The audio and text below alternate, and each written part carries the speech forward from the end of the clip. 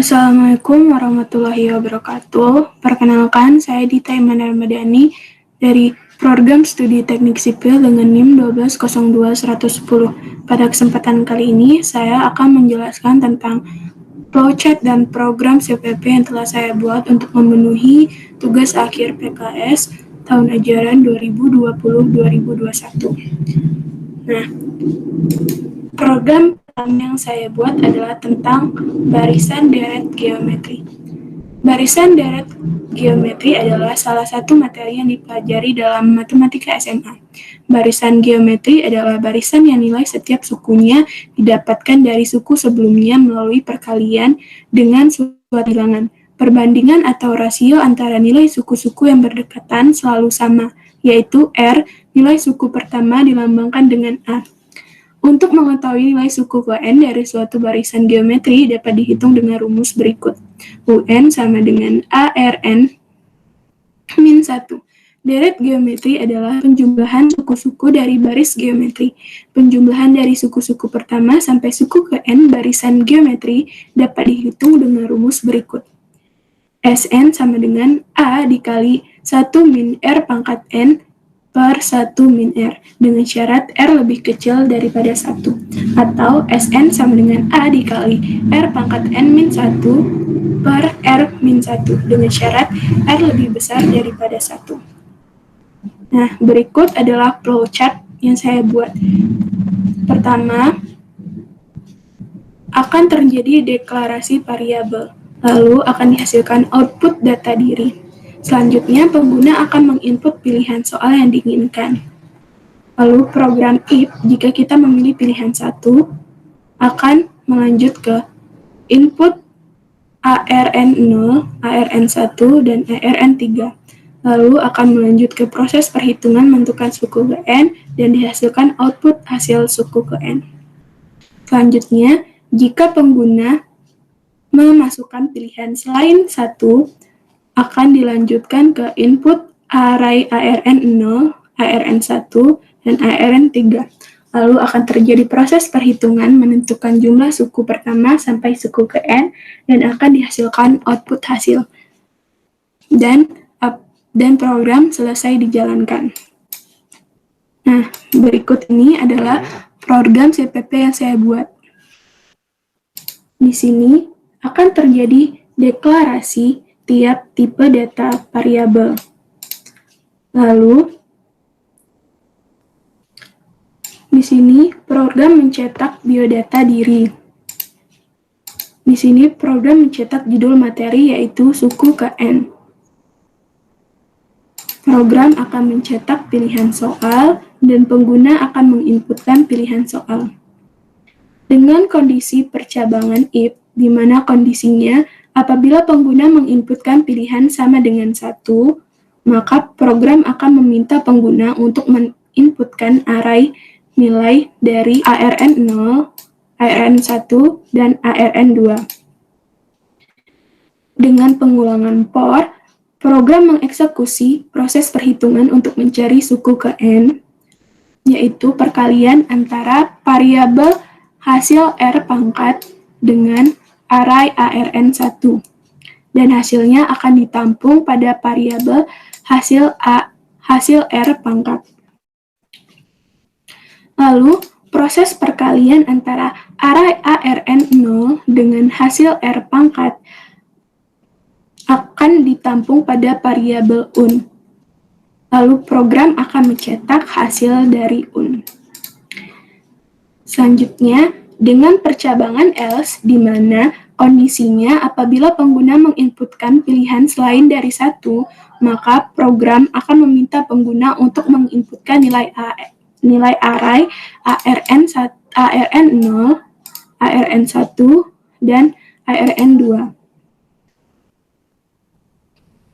Dengan perulangan for, program mengeksekusi proses perhitungan, yaitu perkalian antara variabel hasil R pangkat dengan array ARN1, dan hasilnya akan ditampung pada variabel hasil R pangkat. Selanjutnya, Percabangan if itu di mana kondisinya array ARN1 lebih besar sama dengan 1. Jika kondisi ini terpenuhi, maka akan mengeksekusi proses perhitungan yang ada di dalamnya. Selanjutnya adalah percabangan else if, di mana kondisinya array ARN1 lebih kecil dari 1. Jika kondisi ini terpenuhi, maka akan mengeksekusi proses perhitungan yang ada di dalamnya. Selanjutnya, program akan mencetak hasil dari SN dan program selesai dijalankan. Untuk program yang pertama, akan kita lakukan percobaannya. Ini untuk pilihan yang pertama, kita pilih soal yang pertama, lalu masukkan data-datanya. Akan muncul hasil yang kita inginkan. Selanjutnya, jika kita memasukkan pilihan soal kedua, masukkan data-datanya, nah lalu hasilnya akan muncul.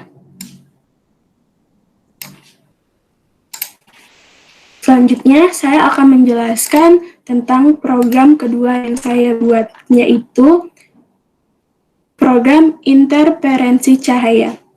Interferensi cahaya adalah keadaan saat dua gelombang cahaya atau lebih berpadu dan membentuk gelombang cahaya gabungan. Syarat terjadinya interferensi cahaya ini adalah gelombang-gelombang cahayanya berasal dari sumber yang koheren, sehingga amplitude, panjang gelombang, dan frekuensi yang sama serta beda fase yang selalu tetap. Ini adalah bentuk flowchart-nya.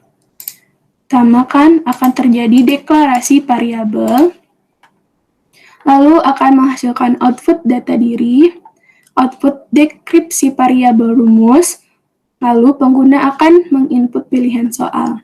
Jika if pilihan sama dengan 1, akan dilanjutkan ke input banyak data, input nilai M, P, Y, dan L, lalu proses perhitungan nilai sesuai rumus untuk pita terang, lalu akan dihasilkan output hasil D.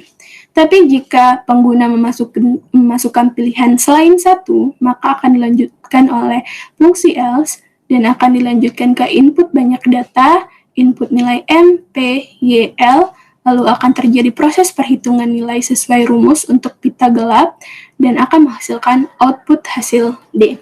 Lalu program selesai dijalankan. Nah, berikut ini adalah program CPP-nya. Di sini akan terjadi deklarasi tiap tipe variabel dan array. Program akan mencetak biodata diri. Program akan mencetak judul materi, yaitu interferensi cahaya. Lalu di sini, program akan mencetak deskripsi tiap variabel pada rumus. Di sini, program mencetak bentuk soal permintaan. Membentuk soal permintaan dan meminta pengguna untuk menginput pilihan soal. Lalu di sini pengguna akan menginput pilihan soalnya.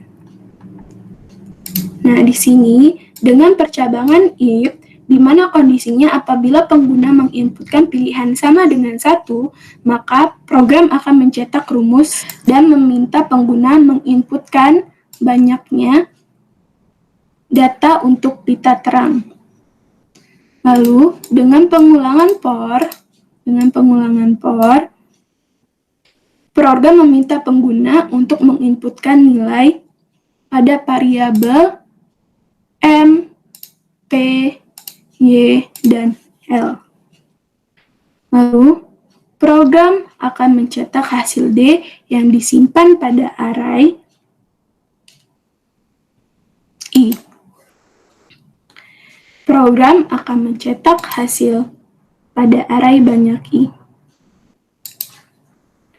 Nah, selanjutnya dengan percabangan else, di mana kondisinya apabila pengguna menginputkan pilihan selain dari 1, maka program akan mencetak rumus dan meminta pengguna untuk memasukkan banyaknya data untuk pita gelap. Dengan pengulangan for, program meminta pengguna untuk menginputkan nilai pada variabel M, P, Y, L. Proses perhitungan rumus interpretasi cahaya pada soal untuk pita gelap. Hasil dari perhitungan tersebut akan ditampung pada array banyak I. Dan program selesai dijalankan. Nah, di sini saya akan menunjukkannya. Kita pilih bentuk soal yang pertama. Kita masukkan banyak data yang ingin dicari, lalu masukkan data-datanya M, P, Y, L.